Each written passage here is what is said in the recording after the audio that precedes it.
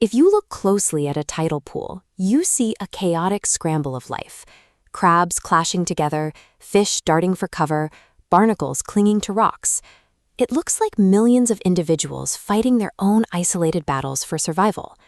For centuries, humans viewed nature exactly like this. We treated animal species as totally separate populations, living on the same stage, but operating independently of one another. This assumption drove early wildlife management. If wolves or coyotes threatened a rancher's livestock, the policy was to simply eradicate the predators. The logic was linear: remove the threat to protect the herd. But removing a single species from a habitat does not isolate a problem. Instead, it triggers an unpredictable chain reaction across the entire environment. In 1927, British zoologist Charles Elton recognized that these linear assumptions were entirely wrong. This illustration shows Elton's breakthrough concept of the food web. It maps out a complex array of arrows linking different marine species, proving that nature operates as a dense, overlapping net of feeding dependencies. Why does pulling a single thread threaten to unravel this entire landscape? To understand the fragility of the web, we have to follow its underlying currency: energy. All biological systems are powered by a constant flow of energy. It begins at the very bottom with producers, plants and algae, capturing incoming sunlight and converting it into stored calories. Ecologist Raymond Lindemann mapped how this energy transfers sequentially. Herbivores consume the producers, and carnivores consume the herbivores, passing that original solar fuel upward level by level. While the energy strictly moves upward through the food chain, the actual biological transfer process is incredibly inefficient. Living requires a massive biological energy tax. Animals, especially warm-blooded ones, burn vast amounts of the calories they eat simply by existing, breathing, and moving around their habitat. You can actually see this tax being paid. This thermal image shows an elephant radiating bright red and orange heat off its body and its manure. That heat is consumed energy continuously bleeding out into the surrounding environment.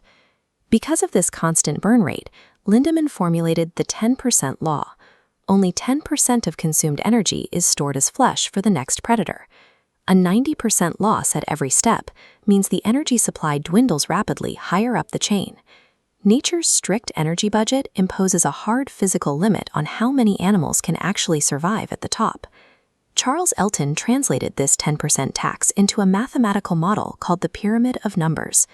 To build a stable environment, you need a massive foundation.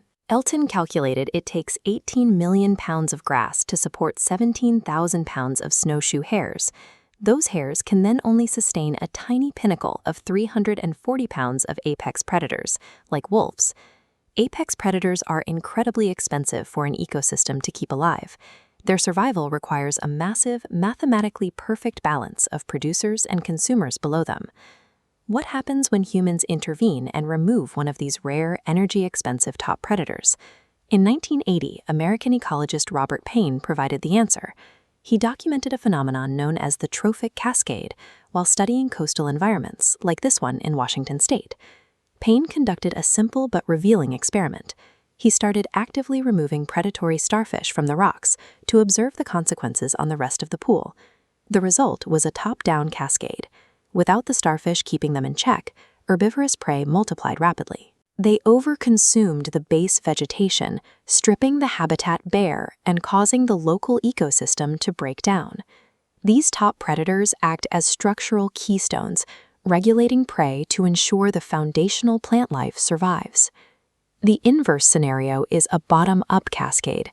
This occurs when a disruption removes the primary producers at the very base of the pyramid. If a fungal disease kills off the local grass, the herbivores that rely on them face immediate starvation. Their population crash forces a subsequent collapse of the predator populations above them.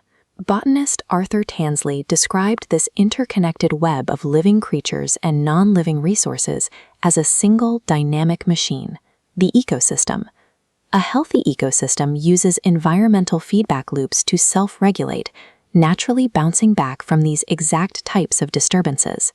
Ecosystems naturally try to maintain their equilibrium, but they can only accomplish this if all of their structural parts remain intact.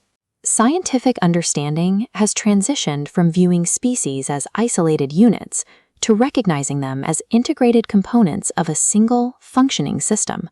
Effectively protecting a landscape means preserving the specific energy pathways and feeding relationships that allow every level of that system to persist.